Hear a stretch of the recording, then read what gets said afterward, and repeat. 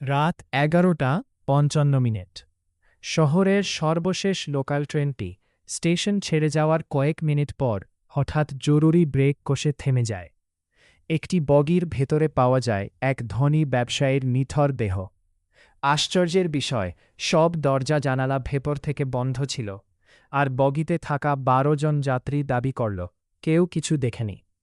মামলাটি তুলে দেওয়া হল এসিপি প্রদ্যুম্ন, দয়া এবং অভিজিতের হাতে। ঘটনাস্থলে পৌঁছে এসিপি প্রদ্যুম্ন চারদিকে তাকিয়ে বললেন, এটা সাধারণ খুন নয়। খুনি এখনই ছিল, কিন্তু কোথায় গেল? দয়া মেঝেতে পড়ে থাকা একটি পুরনো ট্রেনের টিকিট তুলে বলল, স্যার, এই টিকিটটি 10 বছর আগের। অভিজিৎ বগির ছাদ পরীক্ষা করতে গিয়ে একটি লুকানো বায়ু চলাচলের পথ খুঁজে পেল।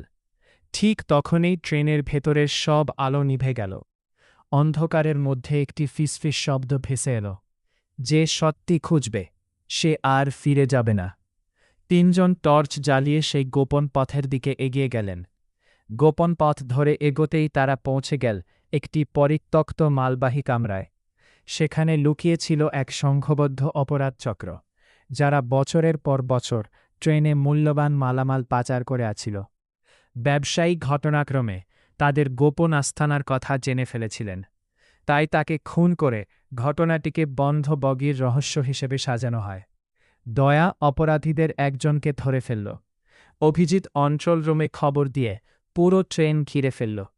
পালানোর চেষ্টা করতেই অপরাধ চক্রের নেতা এসিপি প্রদ্যুম্নের সামনে পড়ে যায়।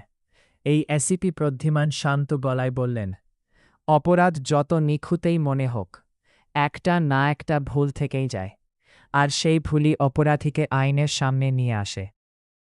কিছুক্ষণের মধ্যে পুরো চক্র গ্রেপ্তার হল, রহস্যের সমাধান হল, আর শেষ ট্রেনের ভয়ের গল্প চিরতরে শেষ হয়ে গেল।